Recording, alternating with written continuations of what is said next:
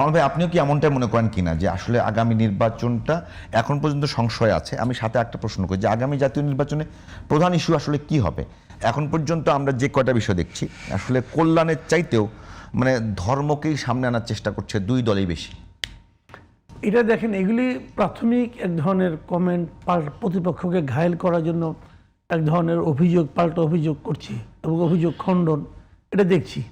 ধর্মকে আনা হচ্ছে, সেখানে কিছু প্রতিশ্রুতি দেওয়া হচ্ছে, এটা করব, আমি হলে এটা করব, আমি কোনো বেকার রাখবো না। একবার বলতেছে, একজন বলছে বেকার ভাতা দেবো, সে বলতেছে না বেকার ভাতা কেন দেবো, বেকারই তো থাকবে না, সবাই কি করবো। এই ধরনের নানা ধরনের কথাবার্তা বলতেছে। এগুলো কতটুকু লজিক্যাল, কতটুকু বাস্তবসম্মত, কতটুকু বাস্তবায়নযোগ্য, এগুলো নিয়ে লম্বা আলোচনা চলতে পারে। হ্যাঁ, এগুলো সব ঠিক আছে, কিন্তু আমার কাছে কেন যেন মনে হয় প্রধান ইস্যু কি হবে তাহলে আগামী নির্বাচনে ভোটের ক্ষেত্রে ভোটারদের কাছে প্রধান ইস্যু হবে দুর্নীতি। একদম, আমি এটা বললাম, এটা মাথায় রেখেন, মিলাই নিন। চাঁদাবাজি, ওইটাই তো দুর্নীতি। মানে দুর্নীতি দুটো আছে, একটা হলো মানে শান্তিপূর্ণভাবে ঘুষ খাওয়া। না না, ওটা না, আমি বলছি দুর্নীতি, চাঁদাবাজি যেটা বলছেন উনি, ওইটাই চাঁদাবাজি, দুর্নীতি যে, এবং দখলদারিত্ব বলে না, রাইট, মাস্তানি, এইটা হবে প্রধান ইস্যু।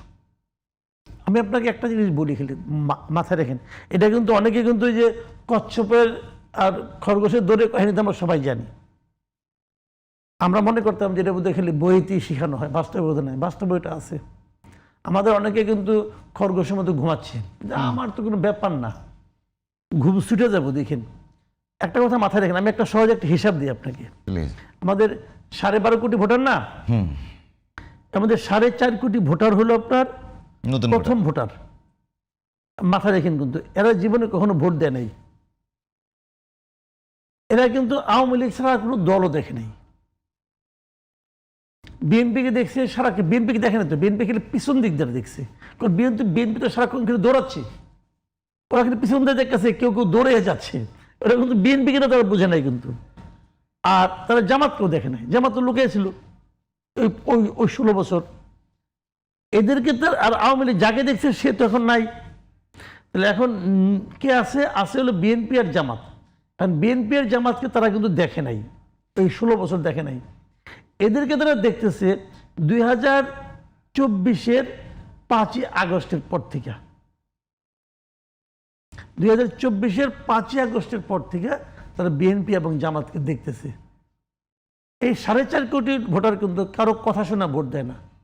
যারা সিনিয়র ভোটার তারা বিএনপিকে আগে দেখছে, তারা জামাতকে আগে দেখছে, তারা অনেকে মাঝে মাঝে 71 দেখছে, তারা 71 নিয়ে গবেষণা করে, আলাপ করে, অমুক করে, তমুক করে, এগুলি করে।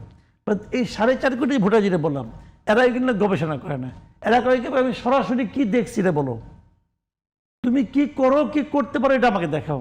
তো তারা এই 24 আগস্ট থেকে এই দুইটা দলকে দেখতেছে, এই দুইটা দলের পারফরমেন্স দেখতেছে, এবং এই দেখারই ফল কিন্তু 5টা ইউনিভার্সিটিতে হয়েছে। বিষয়টা এটা কিন্তু আমি বুঝবো না, কেন, আমি ওদের প্রজন্মের না, আমি ওই প্রজন্মের লোকজনের ভাবভঙ্গিও বুঝি না, কিন্তু ওরা তো ভোটার, সিদ্ধান্তটা কিন্তু ওরা নেবে। কাজেই এখনো সময় আছে, যদি বিএনপি নিজেদের মানে কাম কাজ ঠিকঠাক মতো করতে না পারে, নিজের দলের মাস্টারদেরকে হ্যান্ডেল করতে না পারে। কোথাও শুনছেন যে কারণ বাজারে যান না রে ভাই, যে কোনো একটা ফুটপাতে যান না, এখনো ফুটপাতের একজন বাদাম যে বিক্রি করে তাকে 300 টাকা দিতে হয় দৈনিক। মিরপুরে গিয়ে দেখেন, ফুটপাতের একজন বাদাম বিক্রেতাকে 300 টাকা দিতে হয়, তাকে আসতে করে জিজ্ঞাসা করেন ভোট কারে দিবে, সে আপনাকে শোনায় দিবে ভোট কারে দিবে। কাজেই অনেক কিছুই হবে, সেটা ভাই এত সহজে বুঝেন না। ওইটাই হলে ইস্যু হবে যে মানে অপশাসন, কুশাসন, মাস্তানি, চাঁদাবাজি, দখলদারি, দুর্নীতি, এইগুলি হবে আগামী নির্বাচনের মূল ইস্যু।